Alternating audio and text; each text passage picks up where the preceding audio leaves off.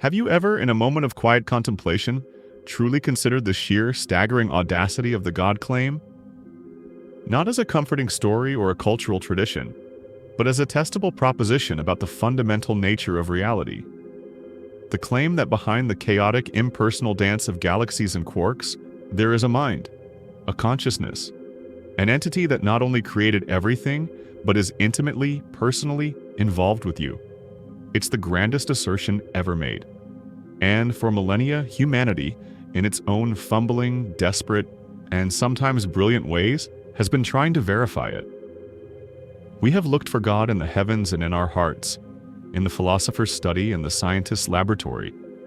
We have sent our most personal and plaintive messages through prayer, and we have aimed our most powerful telescopes at the dawn of time, searching for a signature, a trace, a whisper in the cosmic static. This is the story of that search.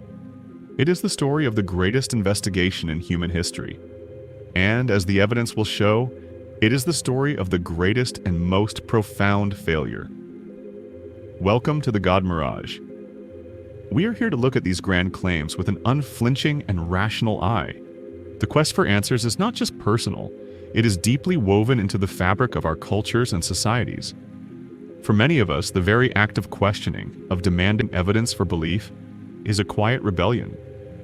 In many parts of the world, to openly identify as a skeptic is to put yourself at odds with your family, your community, your government. It can be a profoundly isolating experience. So let us know in the comments where you're watching from, and tell us a little about the climate for skeptics in your corner of the world. Reading through them is a powerful reminder that none of us are alone in this. And while you're down there showing us our little community is a global one, a like and a subscription to the channel would be, well, divinely appreciated. It ensures our message reaches more people who are ready to look behind the mirage. Now, let us begin our audit of the divine. The promise of prayer. Let us start with the most personal and intimate method proposed for contacting the divine. Prayer. More than any abstract theological argument or ancient text, prayer is presented as the direct telephone line to the creator of the universe. It is the method available to everyone, from the king to the pauper, from the sage to the child. If a personal interventionist God exists, a God who listens, who cares, and who acts within the world, then the effects of prayer should be the most obvious, the most readily detectable evidence we have. The claim is simple: sincere prayer can alter outcomes. It can heal the sick, comfort the afflicted, and change the course of events. This is not just a vague spiritual assertion. It is a concrete claim about cause and effect in the physical world. And anything that claims to have a physical effect can, in principle, be studied. For centuries, the evidence for prayer was purely anecdotal. A grandmother gets sick, the family prays, she recovers. A miracle! But what about the grandmother down the hall, whose family also prayed, but who did not recover? Human beings are notoriously susceptible to confirmation bias. We remember the hits and forget the misses. We see a face in the clouds, we hear a voice in the wind, and we attribute a successful surgery to divine intervention, while attributing the failed one to God's mysterious plan or a lack of faith. This is storytelling, not evidence. Science, however, offers a tool to cut through this cognitive fog: the controlled study. The most compelling type of prayer to study is intercessory prayer, the act of praying for others, often without their knowledge. Here, the claim is at its most bare. The thoughts of one group of people can directly cause a positive physical change in a distant person who is unaware they are the subject of these thoughts. This is a claim of action at a distance, a form of psychic power mediated by a divine entity, and it has been put to the test, repeatedly. The most famous, largest, and most methodologically rigorous of these studies is the STEP project, the study of the therapeutic effects of intercessory prayer. Published in the American Heart Journal in 2006, it was a multi-year, multi-million-dollar investigation conducted at 6 different hospitals. Its design was a thing of beauty, a perfect tool to isolate the alleged effect of prayer. Nearly 2,000 patients undergoing heart surgery were divided into 3 groups. Group 1 received intercessory prayer from dedicated prayer groups, but they weren't told about it. Group 2, the control group, did not receive prayer. This comparison would show if prayer had any effect at all when you remove the psychological component of knowing you're being prayed for. But the researchers added a brilliant third group. Group 3 also received intercessory prayer, but they knew they were being prayed for. This would test the combined effect of the prayer itself and the psychological comfort of knowing others are thinking of you. The prayers were not casual. They were conducted by 3 established Christian prayer groups who were given the first name and last initial of each patient. They were instructed to include the phrase, "for a successful surgery with a quick, healthy recovery and no complications" in their prayers, which they did for 14 straight days. The results were measured by the rate of complications following surgery. The stage was set for God to finally, unambiguously, demonstrate his power in a controlled, double-blind clinical trial. The results were announced, and the silence from the heavens was deafening. There was no statistical difference in the rate of complications between Group 1, those who were prayed for without their knowledge, and Group 2, those who received no prayer at all. The direct telephone line, when shielded from psychological noise and human bias, produced nothing. It was indistinguishable from a disconnected line. The outcome for those prayed for was exactly what you'd expect from random chance.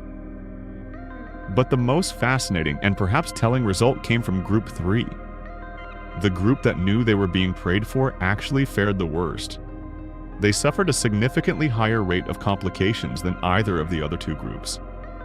The researchers hypothesized that knowing you were on a prayer list might induce a kind of performance anxiety, a feeling that if complications arose, it was somehow a failure of the divine effort being expended on your behalf. Or perhaps the knowledge that your condition was so serious as to require a special prayer team just added to your stress.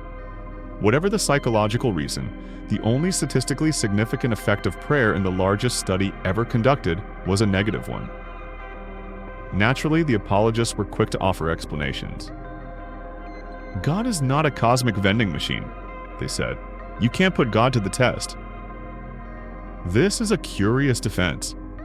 First, the entire premise of petitionary prayer is that God is a cosmic vending machine, or at least a cosmic benefactor who responds to requests. If asking for something has no bearing on whether you get it, then in what meaningful way does petitionary prayer work? Second, the argument that one cannot test God is a convenient, post hoc rationalization for failure. If the results of the STEP project had been overwhelmingly positive, you can be absolutely certain they would have been hailed from every pulpit as undeniable scientific proof of God's power. It is only in the face of null results that the experiment itself is suddenly deemed illegitimate. This is the hallmark of a belief system that is immune to evidence, that has constructed an elaborate fortress of excuses to protect itself from the harsh light of reality. They say God answers all prayers, but sometimes the answer is no.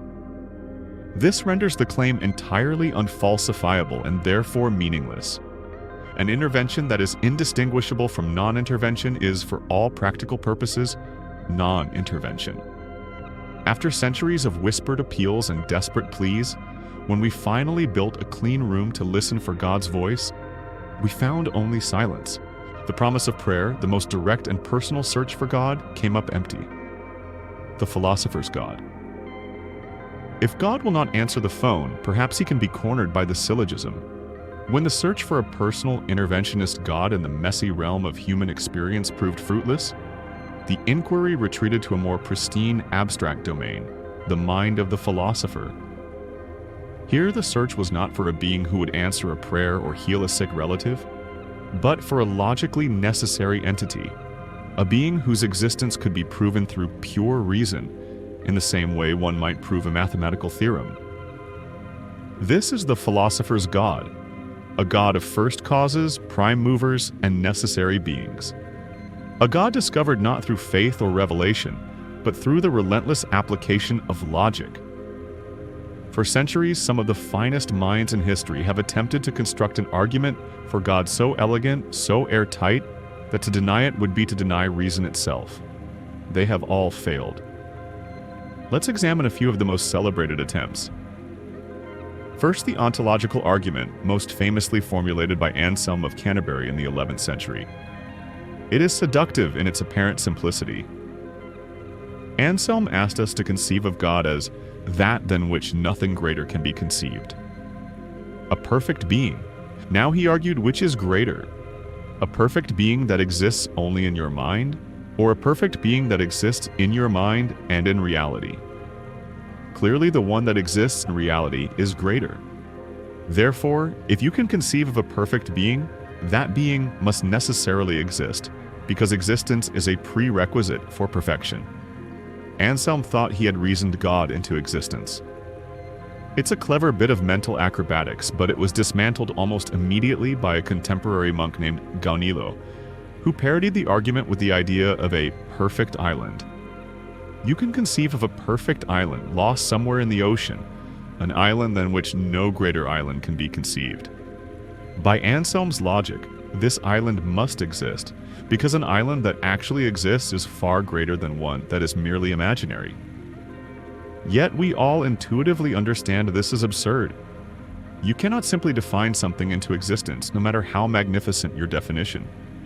The philosopher Immanuel Kant delivered the killing blow centuries later by pointing out that existence is not a predicate, not a property that adds to the essence of a thing like green or large or perfect. When you describe a unicorn and then say the unicorn exists, you haven't added a new feature to the unicorn. You are making a claim about its relationship with reality. The philosopher's attempt to define God into reality was nothing more than a sophisticated word game. Next, we have the cosmological arguments, most famously articulated in the 5 Ways of Thomas Aquinas. The most popular version is the argument from a first cause. It goes like this: every event we observe has a cause. That cause in turn has its own cause, and so on. But this chain of causation cannot stretch back into infinity, for then there would be no ultimate explanation for anything. Therefore, there must have been an initial uncaused cause that set the entire chain of events in motion. This uncaused cause, Aquinas argued, is God. This argument feels intuitive, but it crumbles under scrutiny. It commits a classic fallacy of special pleading. The very first premise is, everything has a cause. The conclusion is, there is one thing that does not have a cause. The argument's conclusion is a direct contradiction of its own premise. If you're going to grant one thing the special privilege of being uncaused, why must it be a sentient, all-powerful deity? Why couldn't the universe itself be the uncaused entity? Furthermore, the argument is built on an assumption about causality that may not hold true at the most fundamental levels of reality. Quantum mechanics has revealed a world where events like the radioactive decay of an atom or the appearance of virtual particles in a vacuum can occur without any apparent deterministic cause. The very fabric of reality at the smallest scales seems to operate on principles of probability, not the neat linear chain of cause and effect that Aquinas imagined. The first cause argument is an argument from ignorance, an attempt to plug a gap in our understanding of origins with a conveniently defined deity. This brings us to the third and perhaps most emotionally compelling of the philosophical proofs, the teleological argument, or the argument from design. Its most famous proponent was William Paley, who in 1802 offered his watchmaker analogy. If you are walking across a heath and stumble upon a stone, you might reasonably assume it has lain there forever. But if you find a watch with all its intricate gears and springs working in harmony to tell the time, you would never conclude that it simply assembled itself by chance. The complexity and purpose of the watch forces you to infer the existence of an intelligent watchmaker. So too, Paley argued, when we look at the breathtaking complexity of the natural world, the human eye, the wing of a bird, we must infer the existence of a divine watchmaker who designed it all. For centuries, this was the knockout punch in the theological arsenal. And then, a man named Charles Darwin published On the Origin of Species. Darwin provided what Paley and generations of thinkers before him lacked: a powerful, naturalistic mechanism that could generate the illusion of design without a designer. That mechanism is evolution by natural selection. Natural selection is a simple, blind, algorithmic process. Organisms vary. Some of those variations are heritable. And some of those heritable variations provide a slight advantage in survival and reproduction. Over millions of years, these tiny, incremental advantages accumulate, producing the magnificent, complex organisms we see today. The eye was not designed perfectly from scratch. It evolved from a simple, light-sensitive spot through countless intermediate stages, each one offering a marginal benefit over the last. Evolution is a tinkerer, not a grand architect. It repurposed bones, rewired nerves, and cobbled together solutions that were just good enough to get by. It explains not only the elegant adaptations of life, but also its clumsy quirks, its vestigial organs, and its downright bad designs, things a perfect designer would never create. Darwin's discovery didn't just offer an alternative to the divine watchmaker. It provided a far more powerful and evidence-based explanation that accounted for a much wider range of biological facts. These philosophical arguments, once the pride of Christendom, now lie in ruins. They are case studies in logical fallacies, outdated physics, and a profound lack of imagination about the power of natural processes. So, what do you think? These arguments have been debated for centuries, and the watchmaker analogy, in particular, is still very popular today. Before you first encountered the concept of evolution by natural selection, did the argument from design seem like a powerful proof for a creator? Let's discuss it in the comments. It's a fascinating look at how our intuitions can be powerfully persuasive, even when they lead us to the wrong conclusion. The search for God in the halls of logic found only sophistry and illusion. The philosopher's God was not a necessary being, but a phantom conjured by fallacious reasoning. The God in the machine. When personal prayer failed to yield a signal and philosophical logic tied itself in knots, the search for God entered a new, exhilarating phase, the era of science. With the dawn of the scientific revolution, a new method for interrogating reality was born, one based not on revelation or pure reason, but on observation, experimentation, and mathematical description. Many of the early giants of science, Newton, Kepler, Boyle, were deeply devout men. They were not trying to disprove God, on the contrary, they believed that by studying the natural world, they were deciphering the mind of God, marveling at the genius of his handiwork. They expected to find God's signature written into the laws of the cosmos. They were searching for the God in the machine of the universe. What they found, however, was that the machine seemed to run perfectly well all on its own. This marks the birth of one of the most persistent and intellectually bankrupt concepts in theology, the God of the gaps. This is the idea that God's primary residence is in the ever-shrinking pockets of our scientific ignorance. Whatever we cannot currently explain becomes by default the domain of God. It is a strategy of constant retreat, and its history is the history of science steadily and relentlessly evicting God from his hiding places. Consider Sir Isaac Newton, a man who unlocked the secrets of gravity and motion, describing the orbits of the planets with breathtaking mathematical precision. Yet even Newton saw a problem. He believed that the gravitational pulls of the planets on each other would, over time, accumulate and throw the whole solar system into chaos. He concluded that God must intervene periodically, like a cosmic mechanic, to nudge the planets back into their stable orbits, fine-tuning his creation. God existed in the gap of Newton's understanding of orbital mechanics.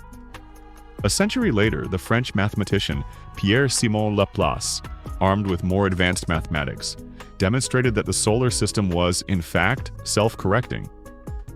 The perturbations Newton worried about canceled each other out over the long term. The system was stable on its own. When Napoleon, to whom Laplace presented his work, famously asked where God fit into this system, Laplace gave the legendary reply, "Sire, I have no need of that hypothesis." The first gap had been closed. Perhaps the most profound gap that God was thought to inhabit was the mystery of life itself. For millennia, it was believed that there was a fundamental, unbridgeable chasm between living matter and non-living matter. Living things were animated by a mystical, non-physical force, a vital spark or élan vital breathed into them by God. This doctrine, known as vitalism, posited that the chemistry of life was fundamentally different and could not be replicated by merely human means. The search for God was a search for this vital force. The gap began to close in 1828 when the chemist Friedrich Wöhler synthesized urea, a key organic compound found in urine, from inorganic chemicals in his lab. He wrote to a colleague in triumph, "I must tell you that I can make urea without the use of a kidney, either man or dog." It was a watershed moment. The supposed magical barrier between the organic and the inorganic had been breached. Over the next 2 centuries, that breach would become a superhighway. We discovered the intricate molecular machinery of the cell, we unraveled the double helix of DNA, we understood the chemical processes of metabolism and replication. The spark of life wasn't a mystical spirit, it was the Krebs cycle and ATP synthase. The mystery that had fueled wonder and worship for ages turned out to be a question of stunningly complex but entirely natural chemistry. We searched for a ghost in the machine of life and found only gears. The same pattern has repeated itself in every field of science. The weather was once the exclusive domain of temperamental gods. We saw divine anger in the lightning bolt and divine favor in the gentle rain. Now we understand it as the interplay of atmospheric pressure, temperature gradients, and the Coriolis effect. We don't pray to Thor, we launch weather satellites and build Doppler radar systems. Earthquakes and volcanoes were signs of a displeased underworld deity. Now we understand them through the lens of plate tectonics. Plagues were divine punishments. Now we know they are caused by viruses and bacteria. And we fight them with vaccines and antibiotics, the fruits of germ theory. In every single instance where a natural phenomenon was once attributed to direct, supernatural intervention, we have eventually found a naturalistic explanation that is more detailed, more predictive, and vastly more useful. The God of the gaps is a God of perpetual retreat. He is the God of lightning until we discover electromagnetism. He is the God of disease until we discover germs. He is the God of the origin of species until we discover evolution. He is the God of the stable solar system until we discover the nuances of celestial mechanics. As the circle of our knowledge expands, the space for God to operate inexorably shrinks. The theologian Dietrich Bonhoeffer, writing from a Nazi prison cell, recognized the intellectual poverty of this approach. He wrote, "How wrong it is to use God as a stopgap for the incompleteness of our knowledge. If in fact the frontiers of knowledge are being pushed further and further back, and that is bound to be the case, then God is being pushed back with them and is therefore continually in retreat." The search for God in the machine of the cosmos, a search begun by science's most devout founders, has led to a startling conclusion. The machine is running, but the divine mechanic is nowhere to be found. The gaps where he was supposed to live have been filled, one by one, with knowledge. The last great gap: fine-tuning and the Big Bang. So where does the God of the gaps hide now? Having been evicted from the solar system, from the living cell, from the storm cloud and the sickbed, where's the last patch of uncharted territory where deity might plausibly reside? In modern times, the apologist has retreated to 2 final, magnificent strongholds: the ultimate beginning of the universe and the uncanny fine-tuning of the physical laws that govern it. Here, in the realms of cosmology and fundamental physics, we are told, the signature of a creator is finally, irrefutably clear. Let's begin at the beginning, the Big Bang. The modern understanding that our universe exploded into existence from an incredibly hot, dense state some 13.8 billion years ago is often presented as a victory for theism. The universe had a beginning, and as the updated cosmological argument, the Kalam argument, insists, whatever begins to exist must have a cause. This cause, it is argued, must be spaceless, timeless, immaterial, and unimaginably powerful. In short, it sounds a lot like God. On the surface, it's a neat little syllogism, but like its philosophical ancestors, it's built on a foundation of smuggled assumptions and a misunderstanding of modern physics. The first problem is the very concept of a cause before the Big Bang. Cause and effect are concepts that operate within time. One thing happens which leads to another thing happening later. But if time and space themselves began with the Big Bang, what does it even mean for something to cause it? Asking what came before the Big Bang is like asking what is north of the North Pole. It's a question that misunderstands the very framework it's trying to operate in. Physics, far from being stumped, offers several fascinating, albeit speculative, possibilities that require no divine agent. The late Stephen Hawking, for instance, proposed a no-boundary model, where the universe, when viewed through the lens of quantum mechanics, is entirely self-contained. It has no edge, no beginning or end in the conventional sense, just as the surface of a sphere has no starting point. It simply is. In this view, the universe could have sprung into existence from nothing, as a quantum fluctuation, governed by the laws of physics alone. The laws of quantum mechanics themselves would be cause, if such a word can even be used. To insist that the cause must be a personal, intelligent mind is simply to assert your conclusion without evidence. It's the same old trick. Find a gap in our knowledge, in this case, the highly complex physics of quantum gravity, and fill it with God. But it's the fine-tuning argument that is considered the true trump card of the modern apologist. This is the cosmic watchmaker argument, updated for the 21st century. The argument points out correctly that the fundamental constants of nature, the strength of gravity, the mass of an electron, the value of the cosmological constant, appear to be exquisitely and improbably balanced to permit the existence of stars, planets, and complex life. If the strong nuclear force were just a few percent weaker, atomic nuclei would never have formed, and we'd have a universe of only hydrogen. If it were a bit stronger, all the hydrogen would have fused into heavier elements shortly after the Big Bang, leaving no fuel for long-lived stars like our Sun. If gravity were slightly different, the universe would have either collapsed back on itself moments after it began, or flown apart so quickly that no galaxies could ever form. The universe, it seems, is a life-permitting razor's edge.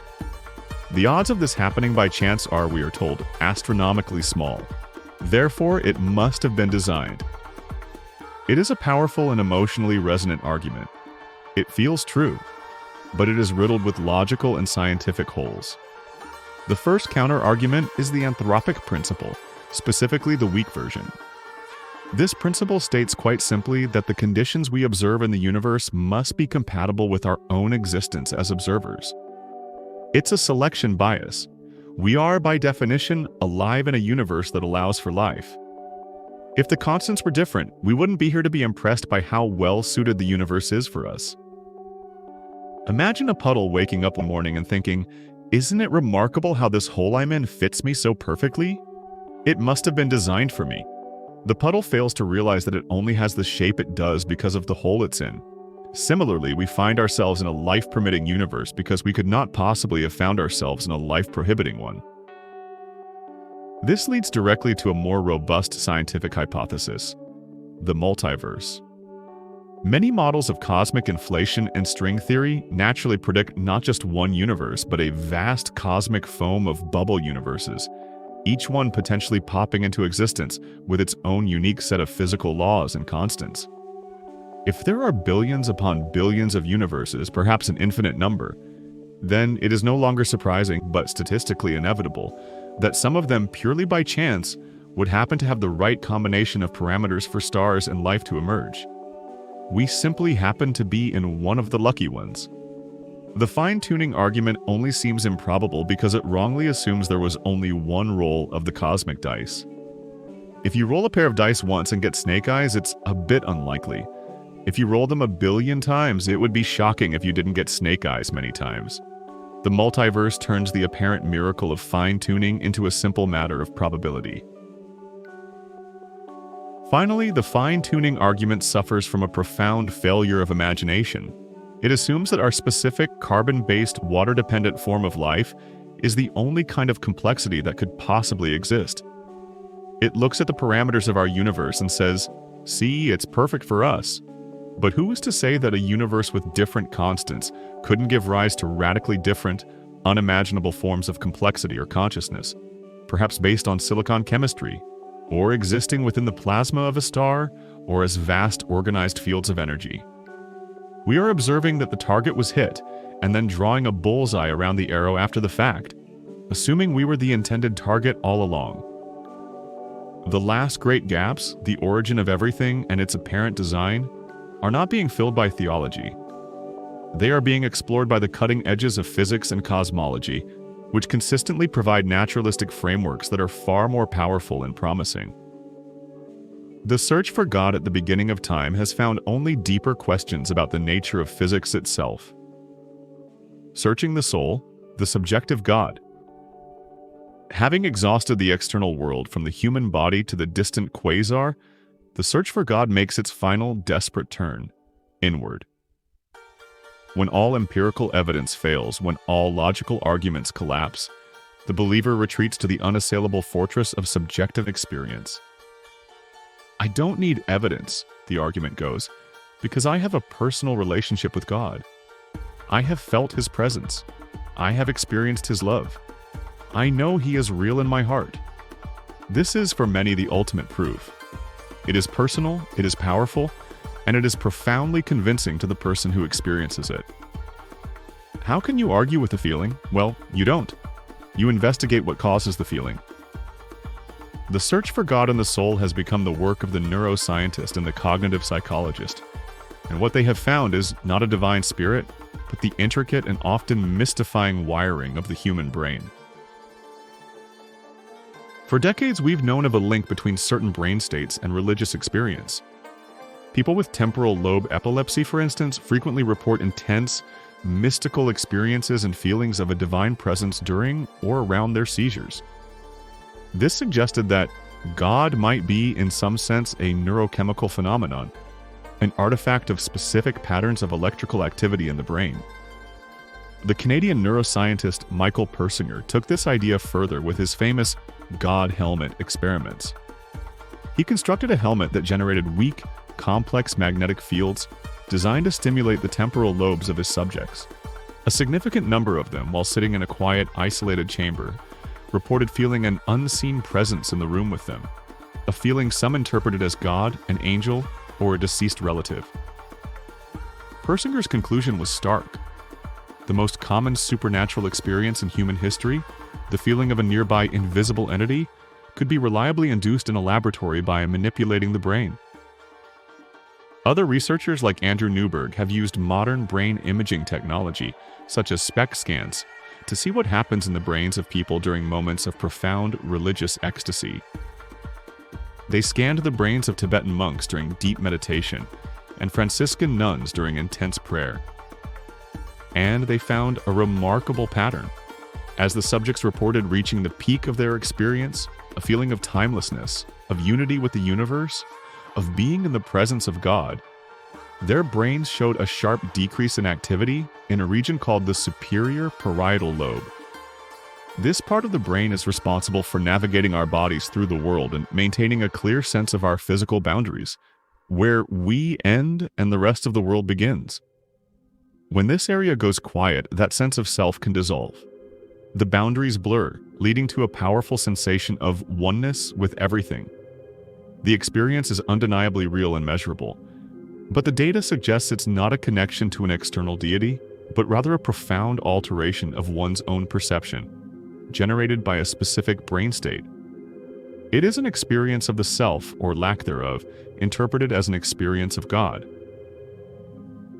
Cognitive psychology adds another layer to this understanding.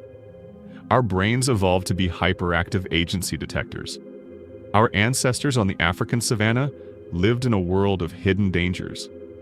A rustle in the grass could be the wind, or it could be a lion. The individuals who assumed it was the wind were less likely to pass on their genes than those who assumed it was an agent, a predator, and fled. We are the descendants of the paranoid ones. We are hardwired to see intention, mind, and purpose where none exists. We see faces in the clouds, we curse our computers as if they are deliberately thwarting us, and we look at the vast impersonal universe and see the hand of a cosmic father figure. It's a cognitive bias, an evolutionary shortcut that helps us survive in a small-scale environment, but wildly misfires when we apply it to the cosmos. Perhaps the most damning piece of evidence against the divine origin of these experiences is their spectacular lack of consistency. The Christian mystic emerges from her trance absolutely certain she has communed with Jesus Christ. The Sufi Muslim emerges from his ecstasy completely convinced he has achieved union with Allah. The Hindu sadhu has a profound vision of Vishnu, and the Buddhist monk achieves a state of blissful non-self he identifies as nirvana, a state in which a personal God is explicitly absent. The experiences are phenomenologically similar, the sense of timelessness, of bliss, of a profound reality. But the theological interpretation is entirely dependent on the pre-existing culture and beliefs of the individual. They can't all be right. A more parsimonious explanation is that they are all experiencing a similar, profound, and universally human neurological state, and each is simply applying their own culturally learned software to interpret the raw data of that experience. The search for God within the human mind has been a resounding success. But it didn't find God, it found the brain in all its glorious, complex, and self-deceiving wonder. The verdict of silence. We have journeyed far in our search. We have sent our appeals through prayer, seeking a personal response, and were met with a silence indistinguishable from chance. We followed the philosopher's winding paths of logic, hoping to trap God in a syllogism, only to find the arguments were built on fallacies and wishful thinking. We joined the scientist in peering into the gaps of our knowledge, the workings of the heavens and the spark of life, only to watch as naturalistic explanations filled every gap, pushing the divine into ever smaller pockets of ignorance. We scaled the cosmos to its very beginning and plumbed its fundamental laws, searching for a signature of design, and found that principles like the multiverse and anthropic selection bias dissolved the illusion of purpose. Finally, we turned our gaze inward into the soul itself, and found that the most profound spiritual experiences map cleanly onto the electrochemical firings of our own temporal lobes and the cognitive biases etched into our evolutionary past. After all this, where does that leave the God hypothesis? It leaves it in the company of other great discarded ideas of science. For over a century, physicists searched for the luminiferous ether, a mysterious, invisible medium that was thought to be necessary for light to travel through the vacuum of space. It had to exist, they thought, but every experiment designed to detect it, most famously the Michelson-Morley experiment, failed. Its properties became more and more contradictory. Eventually, Einstein's theory of relativity showed that the ether was simply not necessary. The theory of light worked perfectly well without it. Science didn't formally disprove the ether, it was simply abandoned. It was a failed hypothesis. It explained nothing, predicted nothing, and could not be found. It was an unnecessary entity. The God hypothesis is the ultimate unnecessary entity. An honest audit of its explanatory power reveals a complete and utter bankruptcy. The hypothesis that an all-powerful, all-knowing, and benevolent intelligence created and supervises the universe has made not a single successful, specific, and verifiable prediction in all of human history. It has not helped us discover a single antibiotic. It has not helped us build a single microchip. It has not helped us map a single inch of the human genome. Its track record as a tool for understanding the world is perfect, unblemished failure. At this point, the apologist's last refuge is the tired old slogan, "Absence of evidence is not evidence of absence." This is true in a trivial sense. I cannot prove there isn't a microscopic, undetectable teapot orbiting Jupiter. But when you have searched diligently with the best tools available, in every single place the evidence is supposed to be, and have found absolutely nothing, then the continued absence of evidence becomes enormously powerful evidence of absence. If there were an interventionist God, the statistical results of large-scale prayer studies should be positive, not null or negative. If life were intelligently designed, we would expect to find top-down, elegant engineering, not the messy, contingent, vestigial, organ-ridden results of the blind tinkerer of evolution. If a loving God ran the universe, we would not expect a world so replete with gratuitous, horrifying suffering, from childhood cancers to parasitic wasps that lay their eggs in living caterpillars. In every case, the observable reality is precisely what we would expect to find in a universe without a God. The silence is the data. The null result is the result. And the verdict it renders is deafening. Conclusion: the great search, it turns out, is over. Not because we have found God, but because we have found everything else. We have found the laws of physics that sculpt the galaxies, the principles of evolution that write the story of life, and the neurochemical pathways that create the illusion of the divine in our own minds. The God of our ancestors was a mirage, born of ignorance and fear. From a distance, in the hazy light of a pre-scientific age, it looked vast, solid, and necessary. But as humanity has marched closer, armed with the tools of reason, skepticism, and empirical investigation, the image has shimmered, wavered, and ultimately dissolved, leaving behind only the natural landscape it once obscured. Letting go of this mirage can feel like a loss. It can feel like stepping into a cold and meaningless void. But the reality is quite the opposite. To accept the verdict of silence is to open your eyes for the first time to the genuine, unadorned, and breathtaking wonder of the universe as it actually is. It is to find a meaning not in an ancient storybook, but in the connections we forge with each other. It is to find purpose not in serving an unseen master, but in the alleviation of suffering and the flourishing of consciousness in our small corner of the cosmos. A universe without a celestial parent is not an orphaned universe. It is a universe that has finally come of age. If this journey of rational inquiry resonates with you, then you have found a home here. Please subscribe to the God Mirage and click the notification bell so you don't miss our future investigations into the grand claims that shape our world. Give this video a like to help it reach other curious minds who are ready to question. And for one last thought, let us know in the comments. What was the single piece of evidence, or lack thereof, that was most pivotal on your own path to skepticism? Sharing these moments helps us all realize we are not alone in our reasoning.